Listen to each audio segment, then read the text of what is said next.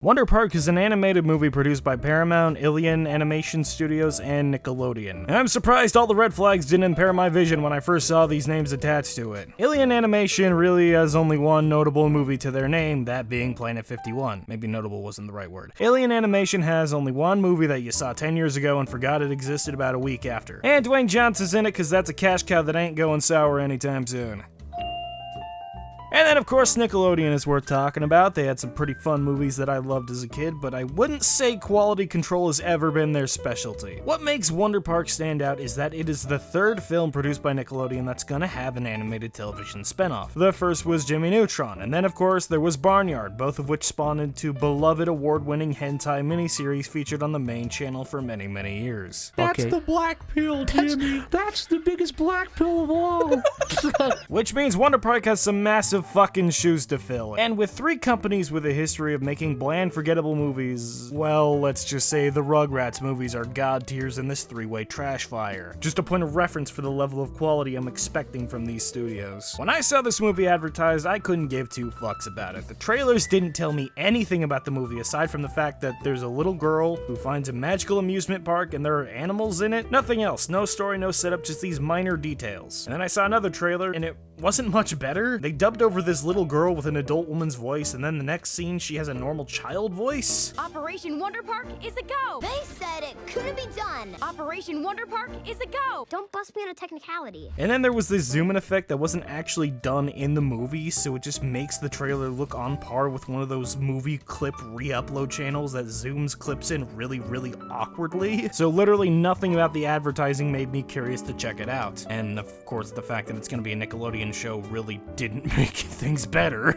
Not even all of those people on Discord who told me to review the movie got me even a little interested. Until I saw the Rotten Tomato score and had to see how awful this movie was for myself. My curiosity always gets the best of me, and I went to see this movie later that day. What the fuck? I'm gonna start by talking about what I liked about this movie first, since I feel it's important to get out of the way. I like the way this movie looks. At times, I'll get into my issues a bit later, but I wasn't expecting this movie to look nearly as good as it did. The human character models look really nice, the lighting and the shading was pretty good, the colors were nice at times. I guess I was just caught off guard by the fact that this movie looked as good as it did. I don't remember it looking that way in the trailer, so I guess good on you for that. And while the acting isn't the best, I have to say I like Jennifer Garner and Matthew Broderick in this movie, which is weird since I usually don't like them at all, but the family dynamic in this movie is kind of cute and it fit pretty well. Matthew Broderick especially, he was just adorable. He didn't do much, but this was just a really fitting character and performance for him. I also kind of like the dorky stuff in this movie. It's pretty amusing. I'm a sucker for that kind of stuff. The pie song, the cringy math jokes, all of it. It's not particularly funny, but that fact just makes it a bit funnier. It's kind of like cringe humor. I love that kind of shit. I also like the premise that the movie is structured around. I didn't know anything about the movie or what the plot would be from the trailer, so really I did not know what to expect. And who would have thought that a movie about a magical amusement park with talking animals and whimsical attractions would include a plot about the main character's fear about their mom dying from an unknown sickness. Wait a minute, what? Yeah, this movie's main theme revolves around this girl trying to deal with the fact that she might be losing her mother. Since Wonderland was an imaginary amusement park that this girl created with her mom, she starts to lose motivation to continue working on it, since she doesn't know what will happen to the mom. She goes through a depressive state where she puts all the Wonderland stuff away and even burns the blueprints for Wonderland in a fit of anger and sadness, and then immediately regrets the decision. As a concept, I think it's a good idea and a good skeletal structure for a film like this. Until whoever wrote the movie decided to turn this into Kingdom Hearts. So the little girl is sent away to math camp. I was unaware that even existed. But our main character named June ain't fucking having it. Counting pennies is gonna be for those underpaid Wonderland summer attempts, and my dad is about to flood the house with pizza boxes and lottery tickets, so I'm getting the fuck out of here. And as she makes it to the forest and is guided by a piece of the blueprint that she burnt, and then she enters Wonderland and finds out that the darkness has taken over, and it infected an army of these little plushy monkeys that destroy the park and throw it into the darkness, never again to return. And then everyone in the audience is like, oh, the darkness is just June's feelings, because of fucking course it'd be that obvious. The symbolism is about on par with a Silent Hill fanfiction written by a 16-year-old girl who took a semester of gothic literature and finger bangs herself to pictures of Walter Sullivan every night while listening to the Birthday Massacre. They follow this up by having the monkey character represent June, I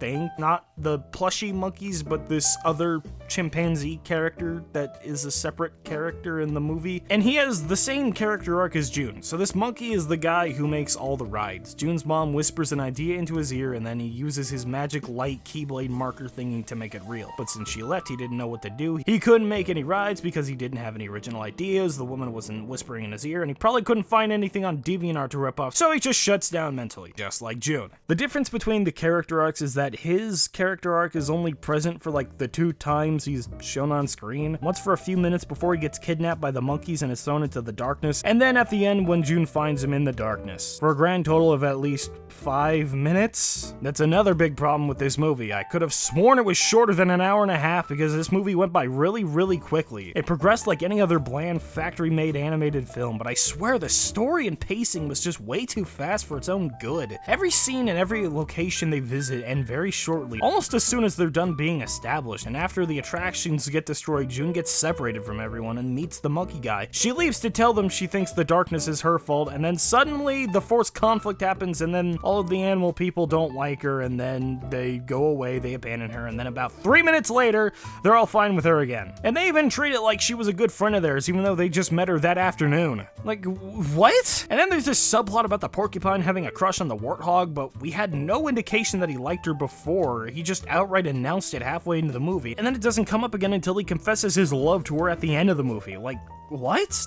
That's not how you do it. This isn't fucking Discord. This isn't DeviantArt messages. This isn't IMVU. I couldn't believe how fast everything was going. It was fucking crazy. I have a few theories for this though, one being that because it's a movie partially produced by Nickelodeon, some of the scenes were segmented to fit for when they play this on television. I'm probably way off base, but you can fit a lot of these fast moving scenes for each segment they play and stop at the right time for commercials. My other theory is that they set up these baseline traits for these characters so that they're set for the show, so that they could be explored more in depth there, and that's why the whole romance thing was set up so vaguely. That way they didn't have to really handle it in the show, and now it's already established in the movie. That or no one really knew what they were doing, which is weird considering the director's history with Pixar. Then again, the less said about that guy, the better. I also really don't like any of these animal characters. They all fit the stereotypes and cliches of every character in any bland animated movie. There's this monkey guy named Peanut, I think. He's likable, but he doesn't really have anything to do in the movie aside from be depressed and then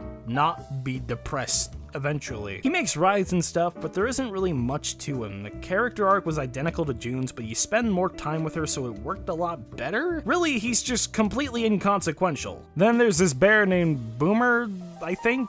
I don't really get what his joke was supposed to be since he alternated between all kinds of different styles of humor. He sleeps a lot, he makes marshmallow calzones, and that's really all I remember. They certainly tried to play him up for laughs quite a few times, though. I just don't really remember much about him. Then there was this warthog named Greta, played by Mila Kunis?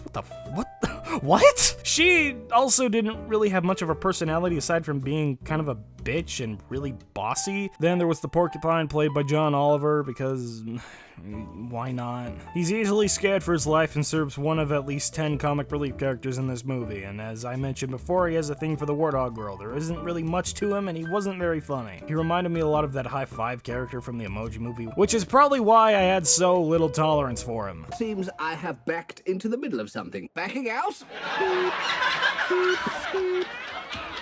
Then there were these gopher woodchuck guys. They punched each other a lot and had a lot of LOL banter, and they're played by Fat Albert and that angry Asian guy from all those stoner comedies from the mid-2000s. What is with the casting with this movie anyway? Some of these choices are fine, but I just don't get how these voices fit with these characters. What about this warthog made you think Mila Kunis would be the perfect voice for her? Not to make fun of Mila Kunis, I like her just fine, but I just don't understand the decision with this character. Same with the other animals, they really don't have fitting voices outside of the woodchuck dudes, but you could get anyone to voice them. It's like the 2 guys who played the possums from Ice Age. Then there was the issue with the visuals at times. Like I said, I did think it looked fine, but there were just a lot of weird camera angles and the way that camera operated. I don't know if it was just the angle that I was positioned at in the theater because I was a little closer to the front, but a lot of the times the camera will just be facing upward and it looks like there's a fisheye lens or like a half fisheye lens just zooming in on these characters. It looks super awkward. I didn't get the point of when they used it in some scenes because they used it during a lot of dramatic parts and they just used it for these reaction shots for the little girl. It just did not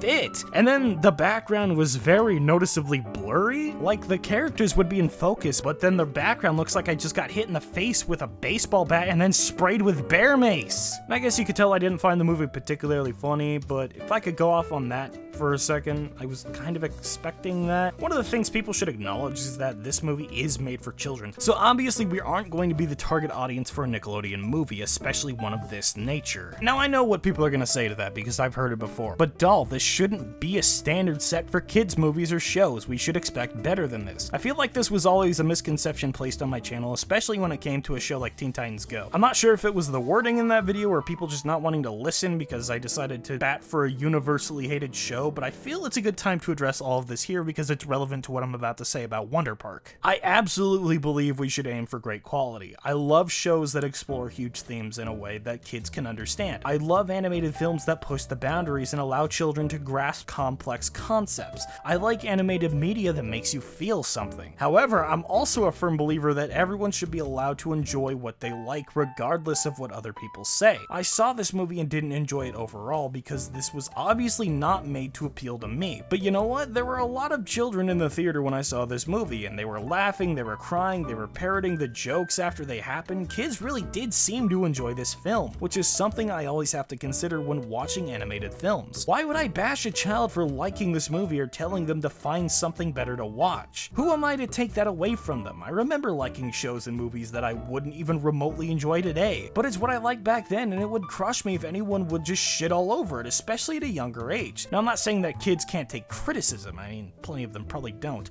but I'm not gonna impede on what they like or what they should be watching. That should be up to them to decide. No matter what I think of this movie, it's pretty clear that it did its job. Kids liked it, and I'm fine with that. At worst, it's just a poorly made animated movie that only children would really enjoy. And that's better than being a terrible animated movie that no one enjoys. And, well, that's all I really have to say, I guess. I do have one more commentary coming out before I transition to full-time reviews, so stick around if you're interested in seeing more videos like this. I'm always up for requests, so if you want to see me cover something as far as animated films or shows, then leave it in the comments or message me on Twitter or Discord or something like that.